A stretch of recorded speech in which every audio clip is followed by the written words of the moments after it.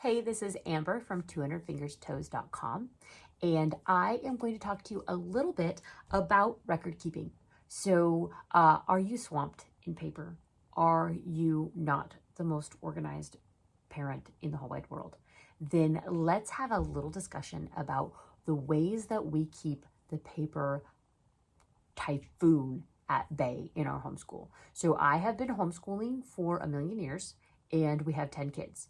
If you multiply those two things against each other, it comes up to like 7 million pieces of paper that we have had to file, dispose of, or keep in some sort of sanctioned way over the last 20 years that we've been homeschooling. So how do we tame the paper monster? There's a few things that I would just like to share as really helpful things that we have discovered over the time that we've been homeschooling. One is minimize. Minimize the paper load in your house. That is just one of the best ways to reduce the things that you have to manage in the first place. How do you minimize the paper load? Let me share some ideas. For math, I use those little boogie boards. It is an electronic LCD board that when you write on a pencil, and then when you want to delete, you just push the button and it deletes. It's kind of like the modern day wipe off magnetile board. Remember when we were little, you'd write on that and wipe it off? Yeah, this one is just one of those with batteries. So, you have to, but actually the battery has lasted forever. So they're not that bad even in that aspect. But those have been a huge help for math practice because we don't have to have a math notebook per se. They write notes and maybe do a little bit of detailed work while they're listening to their lesson. But for the actual just practice, our kids have been able just to write on those. I also bought a writable tablet that connects to the computer. So they can actually, like a Wacom tablet, but it's smaller and way cheaper. And they're able to use a digital pencil and just write directly on that pad. And it goes right into the notebook page of their online math. So, which brings me to another topic, online topics. So one of the ways we have reduced our paper is that we do math online. And that really helped us because I am a homeschooling mom of 10, and I cannot possibly correct the math for 5 students every day, 5 days a week. It's just too much. And so God bless every public school teacher who has time to correct 30 students times 7 periods a day, every day. You are magical and amazing, and I don't know how it's done. But in my homeschool, I knew that was an area that I was just a deficit and I wasn't doing a good job staying up on it. And so I actually chose to move to a digital math program. So our math is hosted online. Now this year I'm going to make a change and we're actually switching to a video program. And so I'm going to try that out and I'll see how it goes. I'm not real sure, but I'm willing to try it. I just, sometimes we got to make a change and see if something works better for your family. But as far as record keeping goes, I will say that moving to a digital format is one way to just reduce the amount of paper. Now, another subject area that has a lot of paper is science. It seems like there's a lot of vocabulary words, a lot of definitions, a lot of diagrams and things like that. I personally really like Apologia's science. I get they are very in depth. They are very particular and super detailed. And so it can come across as a lot. Here's the caveat. I felt like it was the one subject that really prepared my children for college level work. And it put a demand on them that I don't think I probably would have met in the same way. And so even though I did not like the tedium and I felt the extensive level of work and the high demand in the grading criteria, I felt like it really helped my kids rise to a higher level in their work. And so even though I didn't enjoy the work aspect, again, our job as parents is to see the long game. And so I do see that in the long game, that science was probably the one topic that really helped my children be prepared for higher education in the most broad sense. And so, but that given, I like that Apologia does offer a student journal. So it is spiral bound and it is a huge beast of paper, but all that paper is in one place. All that paper is bound. I can grab any person's binder and I can open it to the given page that they should have done, and I can see whether it is done or whether it is not done. And that is a huge blessing to a busy homeschooling mom. I am not chasing paper. And if you have spent years chasing paper, you are over it. And that's probably why you're listening, is like, how do I stop chasing paper? One of the ways I did that was anytime that there is a student journal available, I'm just going to buy it. I spent years and years and years buying the digital version of curriculums and printing at home because honestly, I just didn't have the money to buy 5 workbooks. It was not in my budget. So if you are not able to do that, do not feel guilty, because it is only in recent years that I am able to buy individual workbooks for my kids. Now, if it was not available to print in the digital format, then I bought the workbooks. I just feel like providers who create tools for homeschoolers deserve to have their due. And so if it's something that I would have to pirate or I would have to make multiple copies of that I don't have permission to do so, I'm just not going to do it.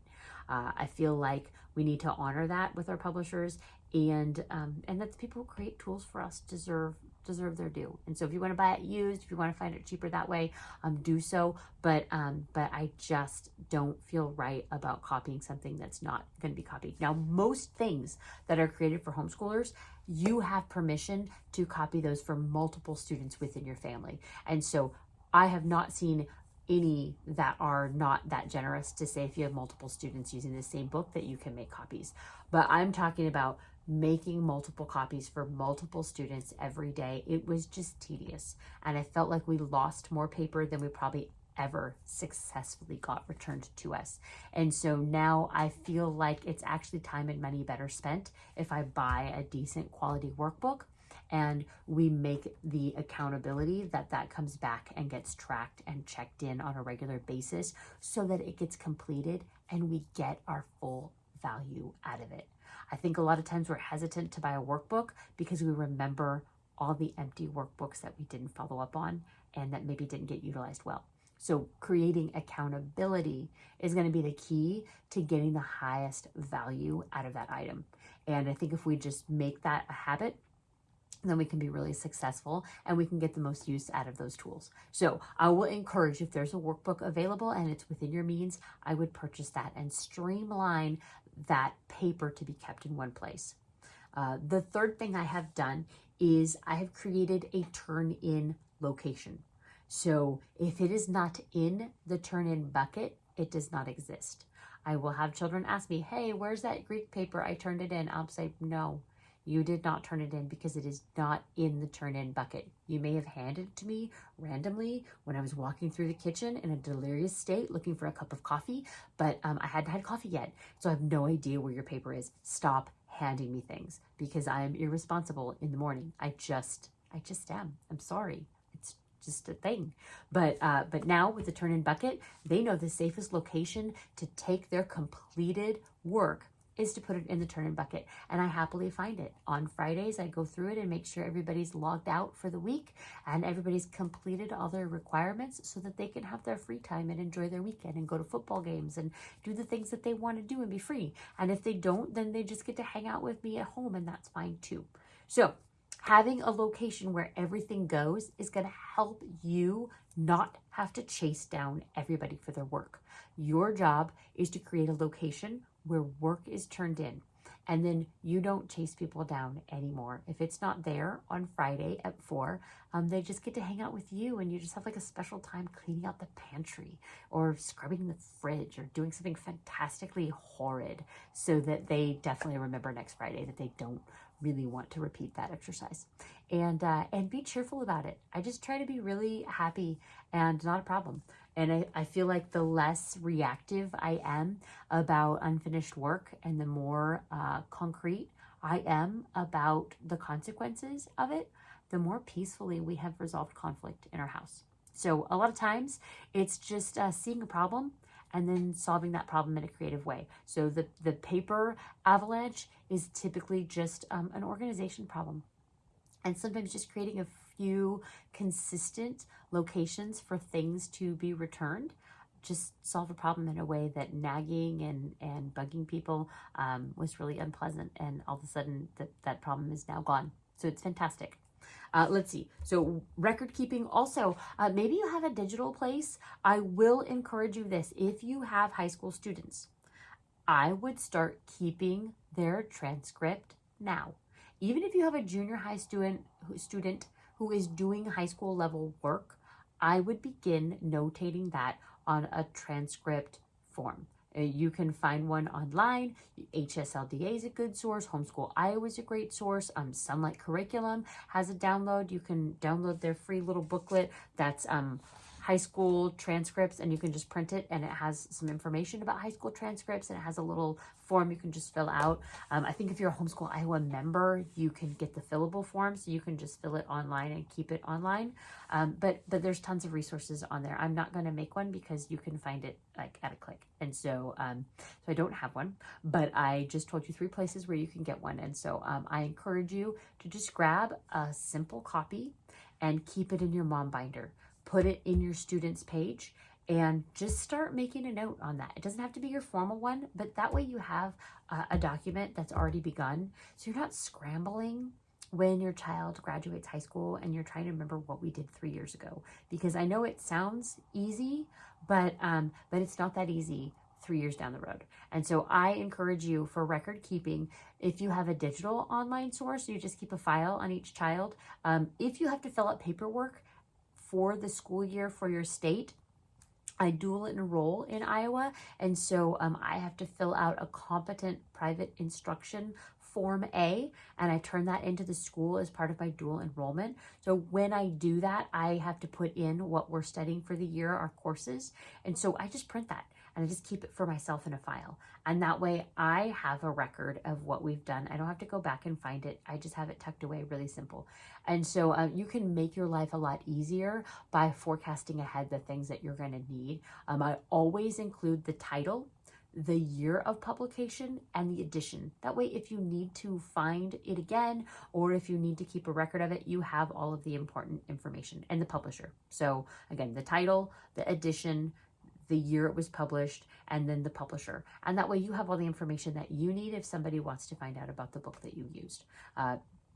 Should it come into question or whatever. Or maybe somebody just wants to learn from you and you can share some vital information. So that's a great way to help yourself at the end of the school year, and some really important record keeping that's going to help you. On that note, so you have a student who hates school, who struggles with math, who does not want to go to college, and you see that from their level of work, they're confirming they're definitely not going to college. Do not neglect to write a transcript for that child. I have a dear friend whose child had graduated for 8 years, and he decided to join trade school, and they wanted his high school transcript. His homeschooling mother had to scramble because that child was determined not to go to college and had no reason to need a transcript, but she literally had to dig up all of the information and build his transcript because she had not created one when he graduated. Now at 26, because he decided to go to trade school, he needed a transcript.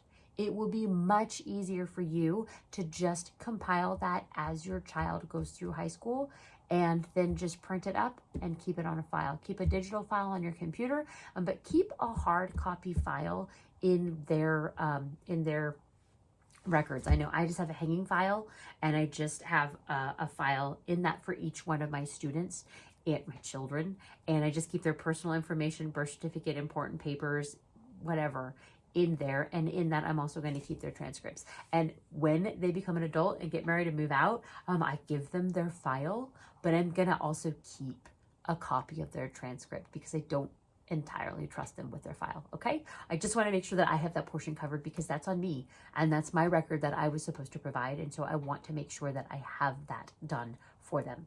So I have a graduate that graduated last year, and I have not completed her high school transcript. So I know what my homework will be over this weekend before we start this new school year, will be to A, complete her high school transcript, and B, begin a transcript form for my 3 students who are in high school right now. And so I want to get them caught up and up to date so that their transcript is ready to go as well.